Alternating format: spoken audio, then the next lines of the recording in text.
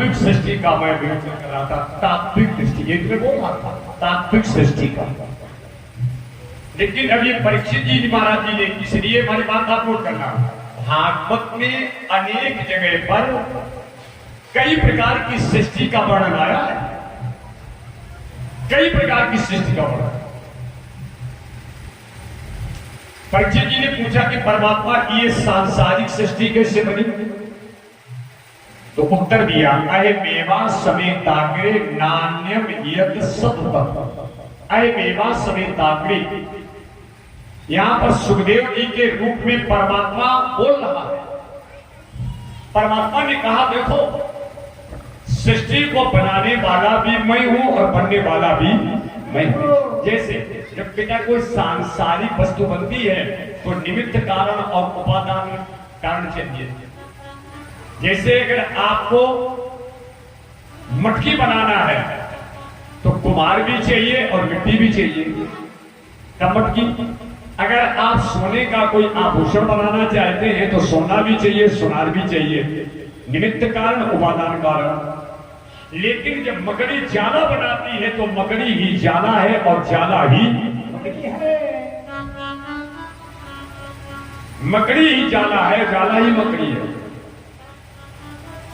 कहने के महाराज तो फिर मानवीय सृष्टि कैसे बनी? तब महाराज जी ने उत्तर दिया, स्वायंभुव। सत्संग और आध्यात्मिक और तात्विक सृष्टि से हट करके अब कथा के रूप में कथा आ रही है, कथा के रूप में तात्विक से हट करके अब कथा आ रही। स्वायंभुव अरुमन शतरूपा, जिनते भई नर सृष्टि अनुपा। स्वयंभू मन शत्रुपा के द्वारा आकृति देवहूति प्रसूति, आकृति का विवाह रुचि प्रजापति, देवहूति कर्दम प्रसूति दक्ष। तीन कन्या के अलावा महाराज जी ने दो पुत्र पैदा किए। प्रिय प्रदो उत्तान पादौ शतरूपा पते सुतो। प्रिय प्रदो उत्तान पादौ शतरूपा पते सुतो। महाराज प्रिय व्रत और उत्तान, कहते कि महाराज इनसे वंश वृद्धि कैसे हुई?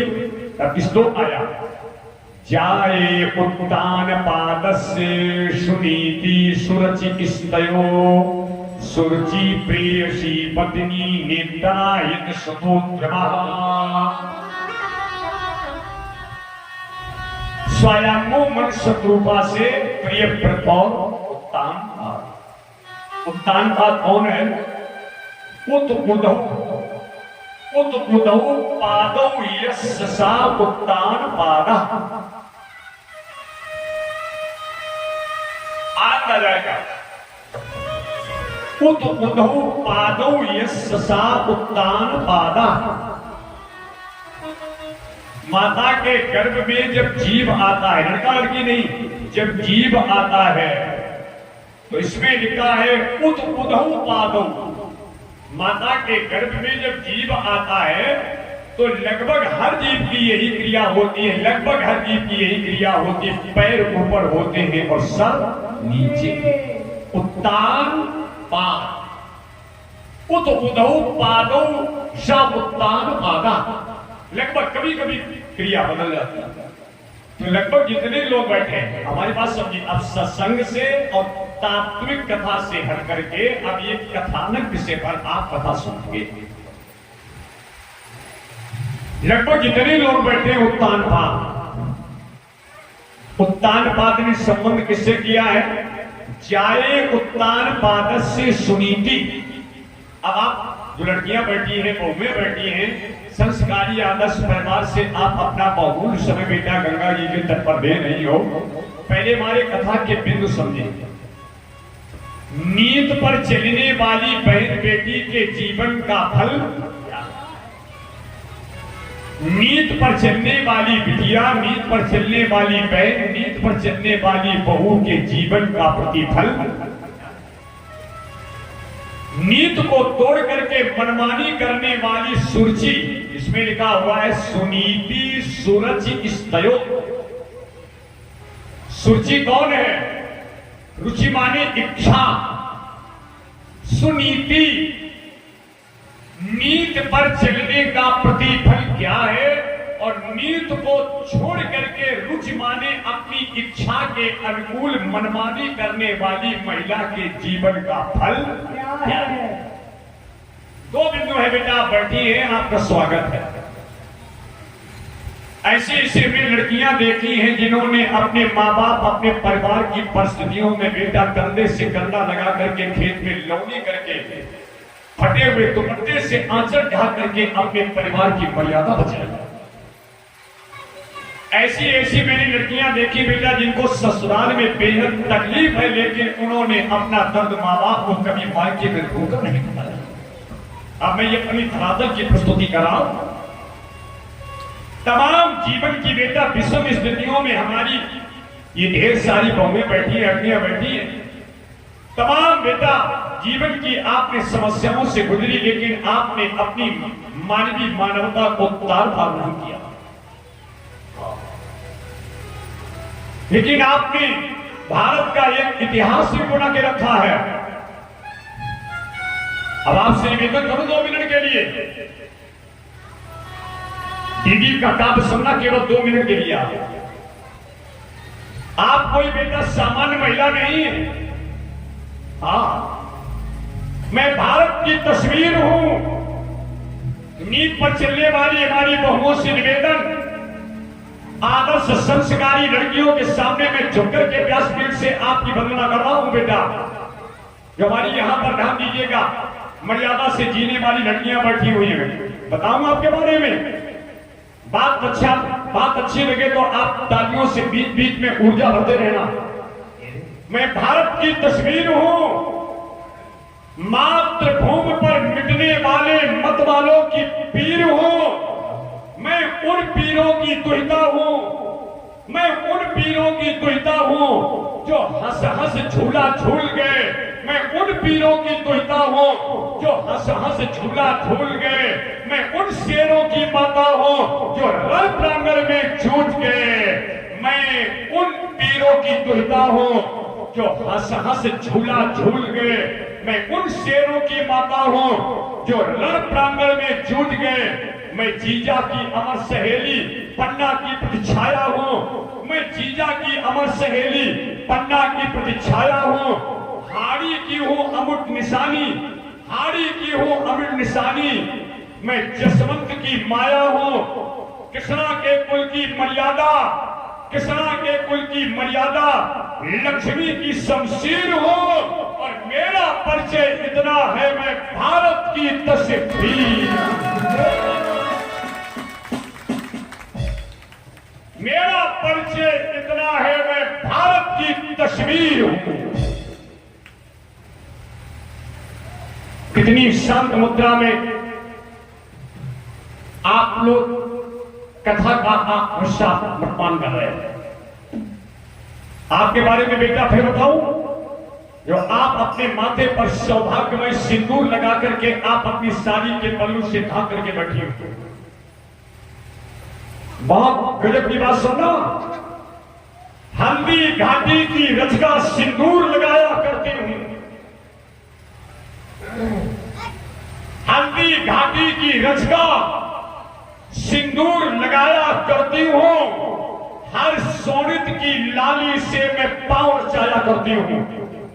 पद्मा बतू रतन सिंह की जूड़ावत की सेनानी, पद्मा बतू रतन सिंह की जूड़ावत की सेनानी। मैं जौहर की भीषण ज्वाला, रणचंडी हूं मैं पाखानी। मां की ममता, मां की ममता, नेह बहन का, पत्नी का मैं धीर हूं। बात अच्छी लगे ऊर्जा भर देना। और मेरा परिचय इतना है, मैं भारत की तस्वीर।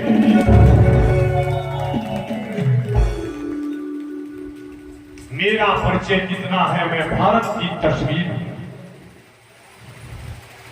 ये मैं काव्य अपना नहीं बोल रहा हूं, ये दीदी मारी तंबाना का काव्य पाठ आप समझे। ये भदौरिया जो अपनी गाड़ी से मैं चित्रकूट ले गए थे, चित्रकूट से मैहर ले गए, तो 4-5 दिन की यात्रा में पूरी रास्ता पर तैयारी हमने की थी। हम जब 4-5 लोग गए, ध्यान दीजिएगा, चित्रकूट से मैहर, तो रास्ता भर ध्यान दीजिएगा, सांसारिक बात नहीं हुई, गजब की चर्चा सत्संग होता हुआ चला गया था। और उसी दिन से मैंने भदौरिया उसी दिन से गाड़ी में कहा था कि अब दूध का दूध और पानी का पानी में करूंगा। इतना हमें काम पसंद आया था दीदी तबरा का। उसी दिन से तैयारी शुरू होगी दीदी के काम को नोट करने के लिए। और आप ताज्जुब मानोगे, फिर मैं जाकर के मिला, उस समय हमारा कार्यक्रम हुआ था आगरा के पास हाईवे पर एतमादपुर हमारी बात चल रही थी। मैं गया, हमें कहा वैसे काम नहीं चलेगा, फिर उनका संकलन में लाया। हम भी घाटी की रचका सिंदूर लगाया करती हूँ, सोरित की लाली से मैं पांव रचाया करती हूँ, पद्मावतु रतन सिंह की चूड़ावत की सेनानी, मैं जौहर की भीषण ज्वाला, रणचंडी हूँ मैं पाखानी, माँ की ममता नेहे बैठता और पत्नी का मैं धीर हूँ, मेरा परिचय इतना है मैं भारत की तस्वीर। अगली 4 लाइनें हैं कालिदास का अमर काव्य हूं, कालिदास का अमर काव्य हूं मैं, तुलसी की रामायण। रत्ना ना होती रामायण महाकाव्य नहीं होता, विद्योतमा ना होती तो रघुवंश महाकाव्य नहीं होता। कालिदास का अमर काव्य हूं मैं, तुलसी की रामायण। अमृतवाणी हूं गीता की, घर घर होता पारायण। मैं भूषण की शिवा वाहिनी आला का गुब्बारा हूं, मैं भूषण की शिवा वाहिनी आला का गुब्बारा हूं। सूरदास का मधुर गीत हूं, मीरा की एक तारा। परदाई की अमर कथा, परदाई की अमर कथा, रण कर्जन गंभीर हूं और मेरा परिचय इतना है मैं भारत की तस्वीर। मेरा परिचय इतना है मैं भारत की तस्वीर। ध्यान देना, मैं कथा सुना रहा हूं आपके बीच में। जाए उत्तान पादस से सुनीति सुरच विस्तरो, सुरुचि प्रेयसी पत्नी नेतना यश सुतोत्तमा।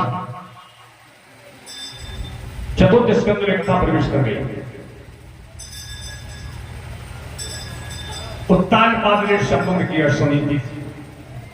आपने हमारी बेटा बात को कुछ समझ पाया कि आप अपना समय यहां पर बैठकर गवा रहे हैं।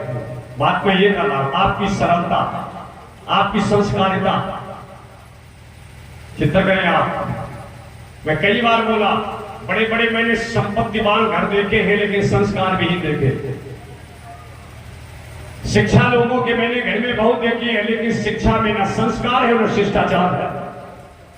शिक्षा तो लोग बहुत दिला रहे हैं, बड़ा भाई हमने कहा शिक्षा तो बौड़ी। जिस शिक्षा में संस्कारिता नहीं है, जिस शिक्षा में शिष्टाचार नहीं है, जिस शिक्षा में नैतिकता नहीं है, जिसमें वैदिकता नहीं है, राष्ट्रीयता नहीं है, ध्यान दीजिएगा, मैं उस व्यक्ति को किंचित मात्र भी शिक्षित लेवल से दो थोड़ी का व्यक्ति।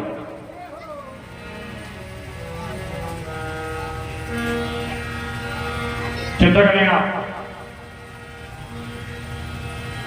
आनंद लेने से विषय यहां,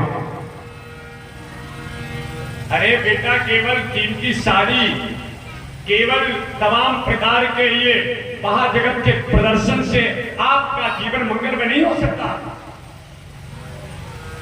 साड़ी के साथ, सिंदूर के साथ, साज सज्जा के साथ अगर आपके जीवन में संस्कारिता नहीं है तो आप अपने को, ध्यान दीजिएगा, एक विभूषी देवी कहलाने का हम आपको अधिकार नहीं है।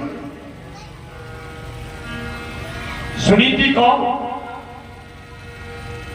नीत पर चलने वाले व्यक्ति के जीवन में चुनौतियां तो आएंगी लेकिन उन चुनौतियों को स्वीकार करके जिसने अपने जीवन के हर पहलू को संभाल करके रखा, उसके जीवन का इतिहास बना है। तो 2 बिंदु पर कथा सुन रही हो, आप किसी फौजी की माँ हो, कितने भाव से आगे बैठ कर आप सुने, बेटा इस समय ग्लेशियर में नौकरी करा और पूछा कि महाराज जी की कथा चल रही है, बताओ तो सत्संग कथा सुनने चले जाए। जहां सुमति ता संपत्ति नाना, और जहां कुमति तहां विपत्ति निधाना। अब नीत और इच्छा रूपी सूची पर विवेचन भागवत के चतुर्थ स्कंद में हो रहा है। उत्तानपाद ने अपना सब, उत्तानपाद क्या है? जीव रूपी उत्तानपाद, भक्ति रूपी सुनीति। आज संबंध तो अपना कर लिया, देखो बात अपनी बात को, संपत्ति में हर पत्नी पति का साथ देती है, और जो विपत्ति में अपने पति की मर्यादा बचाते, शायद सरलतम प्रस्तुति में वही तो धर्म होती। संपत्ति में नहीं, विभक्ति में शक्ति परीक्षण होता है। उत्तानपाद ने संबंध कर लिया है सुनीति से। एक दिन उत्तानपाद अपनी पत्नी सुनीति से कहने लगा, मेरे ऊपर 5 ऋण हैं, देव ऋण, ऋषि ऋण, गुरु ऋण, पितृ ऋण, भूत ऋण। उन ऋणों से पूर्ण होने के लिए जब तक हमारे आपके गृहस्थ जीवन में, दाम्पत्य जीवन में संस्कारी संतान नहीं है, तब तक ध्यान दीजिएगा, गृहस्थी के इन ऋणों से मैं पूर्ण नहीं हो सकता। जब तक संस्कारी संतान नहीं है, तब तक मैं गृहस्थी जीवन से पूर्ण नहीं हो सकता। सुनीति ने कहा, भगवान अगर हमारे द्वारा आपकी सामाजिक व्यवस्था बिगड़ रही है, किसी संतान ने जन्म नहीं लिया है, तो आप दूसरा संबंध कर लें। उत्तानपाद ने भक्ति रूपी सुनीति को छोड़ दिया, और उसमें लिखा हुआ, सुरुचि प्रेयसी पत्नी नेत्रा यद सुतोद्रवा। उत्तानपाद ने नीत की जगह पर सुरुचि प्रेयसी पत्नी सुरुचि से अपना संबंध किया। रुचि इच्छा दूसरा संबंध हो गया, लेकिन उस माया रूपी मंचली महिला ने उत्तानपाद से कहा, मैं आपके साथ, अब यहां पर थोड़ी सरल प्रस्तुति कर रहे हैं, मैं आपके साथ में चल सकती हूं, लेकिन आपको मेरी इच्छा के अनुकूल चलना पड़ेगा, आपको मेरी इच्छा के अनुकूल ही चलना पड़ेगा। कैसी लक्षण में पड़ा गोविंद तेरी ये सब। उत्तानपाद सुरुचि रूपी नारी को लेकर के आया। सुरुचि ने कहा, पहले उस भक्ति के अनुकूल चलने वाली सुनीति को राजभवन से बाहर कर दिया जाए। सुनीति को राजभवन से बाहर, सुरुचि अंदर। सुनीति ने कहा, भगवान अब यहां पर हम आपको बिल्कुल अपने भाव बता रहे हैं, भगवान मैंने अपना जीवन नहीं बल्कि अपना सर्वस्व तुम्हें पति समझ करके समर्पित किया, और आज आप मेरी परिस्थितियों में मेरे से प्रतिकूलता बना रहे हो। जाओ भगवान, मायके में जब मंडप के नीचे लड़की के सिंदूर भरा जाता तो दिल में आशा की किरण जागती है, पति मिलेगा, संसार के भौतिक सुख मिलेंगे। आप भौतिक सुखों से मेरे को वंचित कर रहे हो, लेकिन हमें उसका कोई दिक्कत नहीं है, आप अपनी सेवा से हमें वंचित मत कीजिएगा।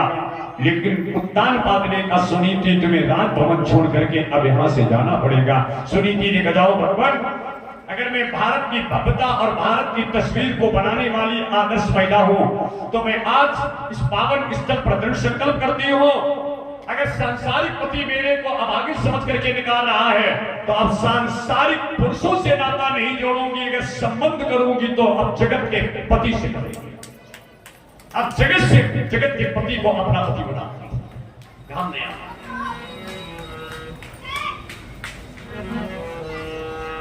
जगत के पति से अपना संबंध जोड़ूंगी। धन्य है ये भारत की भव्यता। सुनीति राजभवन से निकल दी माया महलों में। दो पहलू में बेटा कथा हो रही, केवल बैठना नहीं बैठाना है। नीत पर कथा इधर चली और माया पर कथा इधर चली है। देखो शास्त्र के अनुकूल चलना चुनौतीपूर्ण होगा, लेकिन शास्त्र के अनुकूल मैंने अपने कदम को रख दिया तो जीवन तो चुनौतीपूर्ण होगा, लेकिन उस चलने वाले व्यक्ति के व्यक्तित्व से एक नया इतिहास में लिखा जाएगा।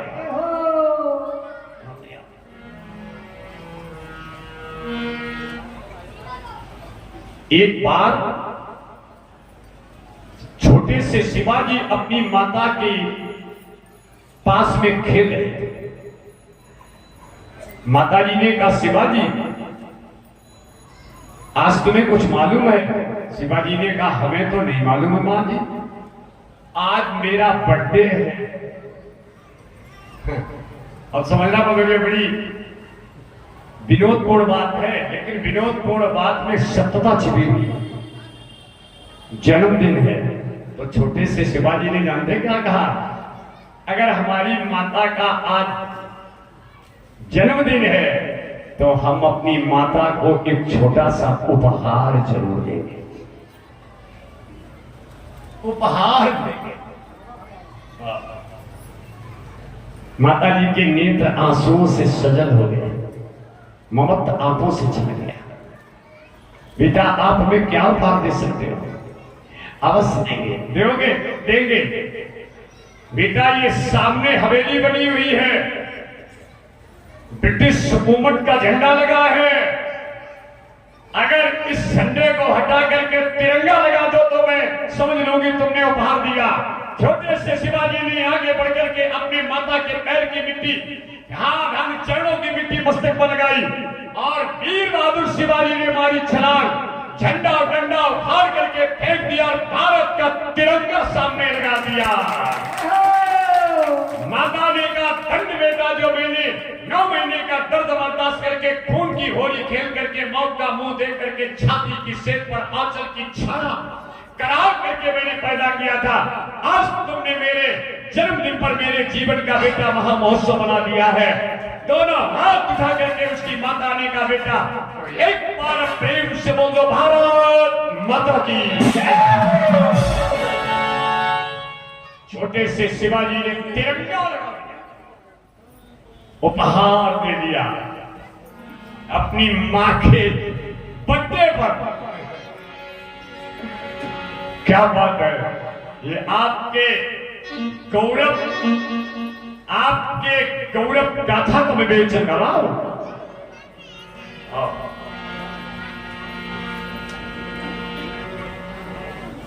एक आपको अच्छा बात है, जगत गुरु राम भद्राचार्य महाराज जी से एक बार तुलसी पीठ में आप कहोगे क्या गए? मैं 3 बार गया।